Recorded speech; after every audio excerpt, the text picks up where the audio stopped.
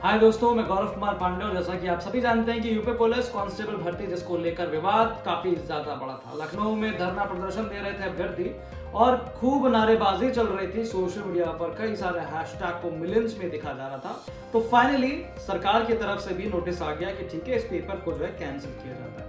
जी हाँ, 17 और 18 फरवरी को यूपी पुलिस कांस्टेबल भर्ती का जो एग्जाम हुआ था वो अब निरस्त हो चुका है और ये एग्जाम दोबारा कंडक्ट होगा 6 महीने के अंदर। सरकार ने बकायदा नोटिफिकेशन जारी किया। न केवल ये माना है बल्कि इसके अलावा जहां भी लापरवाही जिस भी स्तर पर पाई गई है उससे जो है कड़ी से कड़ी कार्रवाई करने के निर्देश भी दिए, चाहे वो व्यक्तिगत रूप से हो या फिर संस्थान के रूप से हो। चाहे कोई भी संस्थान जो बीच में इन्वॉल्व हो उसके ऊपर भी कठोरतम कार्रवाई होगी और ये जांच जो है वो यूपी एसटीएफ कर पाएगा। लेकिन यहाँ बड़ा सवाल उठता है कि आखिरकार इतनी जल्दबाजी कैसे हुई, मतलब इतनी जल्दी कैसे फैसला आ गया? क्योंकि हमने इससे पहले भी कई सारे ऐसी भर्तियां देखी जिसमें काफी समय लग जाता है। कोर्ट कचहरी जो है अभ्यर्थी जाते हैं और वहां से फैसला आता है, उसके बाद हाई कोर्ट पहुंचता है, हाई कोर्ट से सुप्रीम कोर्ट पहुंचता है, सुप्रीम कोर्ट जब ऑर्डर देती है तब जो है सरकार कुछ ना कुछ नोटिफिकेशन जारी करती है। उसमें बहुत लंबा एक प्रोसेस लग जाता है। लेकिन कारण क्या था? तो यहाँ पर कुछ ऐसे कारण है जो मैं आपको गिनवाने वाला हूँ। जैसा कि सबसे पहला कारण था प्रूफ्स। जो इस भर्ती में दावा किया जा रहा था कि पेपर लीक हो रहा है, उसमें सबसे बड़ा प्रूफ था जो टेलीग्राम ग्रुप और उन पर जो है शेयर किए गए मैसेजेस, जो कि क्वेश्चन पेपर बिल्कुल हूबहू आंसर थे वैसे ही वैसे। जैसा कि शाम की शिफ्ट का अगर पेपर है 5 बजे तक खत्म होना है और 3 बजे से शुरू होना है, उस एग्जाम के जो पेपर है वो सुबह 8 बजे, 8:30 बजे, 9 बजे जो है वो फ्लोट होने लग गए थे सोशल मीडिया पर। तो काफी ये सबसे बड़ा स्ट्रॉन्ग प्रूफ था जिसको लेकर जो है सरकार को मानना ही पड़ा। दूसरा जो कारण था वो था लखनऊ में हुई एक एफआईआर। जी हाँ, लखनऊ के कृष्णा नगर में एक ऐसी एफआईआर हुई थी जिसमें खुद जो है पुलिस वाले ये मान रहे थे कि पेपर जो है उस बंदे के पास पहले ही पहुंच गया, जो बंदा वहां पर एग्जाम देने के लिए बैठा था। उसने उनके सामने ये चीज मानी है। तीसरा बड़ा रीजन जो है बताया जा रहा है वो है इलेक्शन। जी हाँ, 2024 का लोकसभा चुनाव बिल्कुल सिर पर है और इस चुनाव से ठीक पहले ये एग्जाम कंडक्ट हुआ और इसी को लेकर अब सोशल मीडिया पर लगातार विपक्षी पार्टियां ये दावा कर रही है, क्योंकि यहाँ पर चुनाव था। चुनाव के दबाव में क्योंकि युवा बहुत ज्यादा नाराज था और ये जो भर्ती थी इसमें 48 लाख से ज्यादा जो है अभ्यर्थी यानी कि युवा जो है जुड़े हुए थे। अब एक एक अभ्यर्थी से उनका पूरा परिवार, अब सोचिए कि 50 लाख लोगों के साथ उनके परिवार को भी अगर इंक्लूड करें तो कितने बड़े लार्ज नंबर में ये एक कारण बना हुआ था। तो ये भी एक प्रेशर था। इसके अलावा जो चौथा सबसे बड़ा रीजन था वो था पीएम मोदी का विजिट। जी हाँ, प्रधानमंत्री नरेंद्र मोदी इस फैसले के आने से पहले बनारस में ही मौजूद थे, यूपी में ही मौजूद थे, यूपी में ही भ्रमण कर रहे थे और इसी दौरान जो है कई जगह सोशल मीडिया पर और लोगों ने सड़कों पर भी अपना विरोध जारी रखा। युवाओं ने कहा कि भाई पेपर लीक हुआ, इसकी जांच होनी चाहिए। तो कहीं ना कहीं ये भी कहा जा रहा है कि प्रधानमंत्री के विजिट की वजह से भी इसमें असर थोड़ा बहुत पड़ा है। तो ये 4 ऐसे मुख्य कारण हैं जिसको लेकर हम आज इस वीडियो में चर्चा करेंगे। सबसे पहला कारण शुरू करते हैं प्रूफ से। तो सोशल मीडिया पर 17 तारीख की सेकंड शिफ्ट के पाली के बाद जो है एग्जाम जैसे खत्म हुआ 5:30 बजे जो है स्टूडेंट्स ने अपने टीचर्स को ये बताना शुरू किया कि जो मैसेज उनके पास सोशल मीडिया पर वायरल हो रहे थे या जो टेलीग्राम ग्रुप के द्वारा पहुंचे थे, उस क्वेश्चन पेपर में जो जो आंसर लिखे थे सेम वैसा ही क्वेश्चन पेपर उनके जो है सेकंड शिफ्ट के पाली में आया था। दावा किया जा रहा है कि 117 क्वेश्चन जो बिल्कुल हूबहू वैसे ही थे। अब बात यहाँ पर जो कुछ लोग ये कर रहे हैं कि अगर मान लीजिए नकल करवानी होती तो पूरे 150 के 150 ही नकल करवा देते, लेकिन नहीं, यहाँ पर दिमाग लगाया गया। क्योंकि अगर सभी लार्ज नंबर में अभ्यर्थियों को 150 के 150 अगर आंसर सही बता देते तो यहाँ तो मामला और ही ज्यादा स्पष्ट हो जाता कि नकल हुई है। इसीलिए उन्होंने भी जो है दिमाग लगाया और 117 क्वेश्चन जो है वो सिर्फ क्लियर किए। तो ये भी एक पीछे दावा बताया जा रहा है।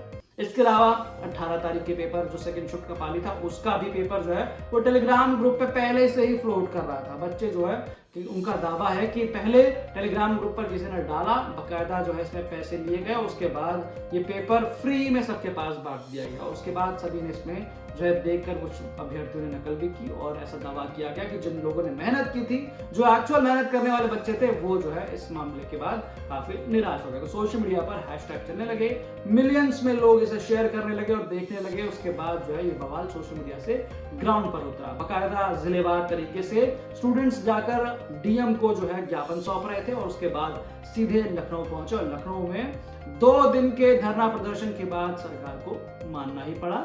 सरकार ने बकायदा गृह विभाग की तरफ से एक नोटिफिकेशन जारी किया और कह दिया कि पेपर जो है वो निरस्त किया जाता है। तो 23 तारीख को ये 1:30 बजे के आसपास ऐलान हुआ, उसके बाद पेपर निरस्त। दूसरे प्रूफ पे आ जाते हैं, एफआईआर। जी हाँ, लखनऊ के कृष्णा नगर में एक एफआईआर हुई जिसमें खुद एक इंस्पेक्टर साहब ही कहते नजर आए कि जब उनकी ड्यूटी एक एग्जामिनेशन सेंटर पर थी, उस दौरान उन्होंने पाया कि उनके पास कुछ निरीक्षक पहुंचे जो ये कहते नजर आए कि उनके पास एक ऐसा परीक्षार्थी था जिसकी मेज पर एक पर्ची जो है जिसमें हाथ से लिखा हुआ था और बकायदा वो उससे नकल कर रहा था। पर्ची के आधार पर परीक्षार्थी के पास मौजूद प्रश्न पुस्तिका EJ2 को देखा गया तो क्रमांक प्रश्न अलग अलग हो लेकिन क्रमांक से भिन्न उत्तर मिल रहे हैं, जिससे स्पष्ट है कि अनुचित साधन का प्रयोग कर रहा था, जिसके संबंध में कार्रवाई हेतु परीक्षा कंट्रोल रूम में परीक्षार्थी को लाया गया। पूछने पर बताया कि मुझे कोई जानकारी नहीं है, गलती हो गई। फिर कड़ाई से पूछने पर उसने बताया कि साहब, मेरे मित्र नीरज, जिसका फोन नंबर ये है, उसने कहा था कि मैं प्रश्न पत्र हल सहित उपलब्ध करा दूंगा जिससे तुम्हारी नौकरी लग जाएगी, तब मुझे पैसे दे देना। आज मेरी परीक्षा थी, समय 12:56 पर नीरज ने अपने मोबाइल नंबर से हाथ से लिखा हुआ पेपर जिसमें सही उत्तर टिक लगा हुआ व्हाट्सएप में भेजा। उसी पेपर से मैंने ये पर्ची लिखकर तैयार की थी और उसके बाद जो है नकल कर रहे थे, जिसके बाद पुलिस इंस्पेक्टर साहब ने इनके खिलाफ एफआईआर दर्ज की और एफआईआर में साफ तौर पर लिखा कि इन्हें जो है इस अभ्यर्थी को, जो कि बैठकर एग्जाम जो है पर्ची लिखकर लाया था, उस पर्ची में वही क्वेश्चन लिखे गए थे जो क्वेश्चन यहाँ पर एग्जामिनेशन हॉल में पेपर में दिए गए थे। हालांकि इनका जो है क्रमांक अलग अलग था, मतलब सीरियल नंबर जो है वो अलग अलग था। इससे पहले की वीडियो में हमने चर्चा इस बारे में की है बड़े विस्तार से। अब आइए, इस एफआईआर से काफी ज्यादा स्ट्रॉन्ग प्रभाव पड़ा, जिसके बाद जो है पेपर निरस्त करना ही पड़ा। अब आइए तीसरे रीजन पे। तीसरा कौन सा ऐसा बड़ा रीजन है जिस पर जो है ये एफआईआर या जिस पर ये मामला है स्ट्रॉन्ग होता है? तो तीसरा जो मामला है वो है चुनाव। जी हाँ, 2024 में लोकसभा चुनाव अब सिर पर है और चुनाव की तैयारियां जोरों शोरों से चल रही हैं और हर जगह जो है कैंडिडेट घोषित किए जा रहे हैं। अब इसी चुनाव के प्रेशर में आके अखिलेश यादव यानी कि सपा सुप्रीमो अखिलेश यादव का कहना है कि इसी का दबाव था कि लाखों अभ्यर्थियों के सामने जो है सरकार को झुकना पड़ा। तो खुद अखिलेश यादव ने इस बारे में सोशल मीडिया पर पोस्ट किया।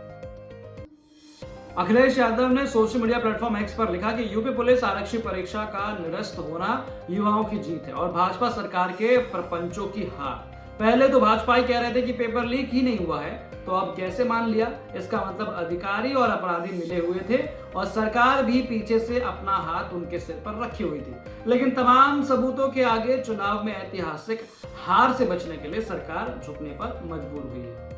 तो साफ तौर पर सपा सुप्रीमो अखिलेश यादव ने कहा कि ये कहीं ना कहीं चुनाव का प्रेशर था जिसकी वजह से उनको मानना पड़ा। अब आइए चौथे बड़े रीजन पे बात करते हैं। तो चौथा बड़ा रीजन है प्रधानमंत्री नरेंद्र मोदी का बनारस दौरा।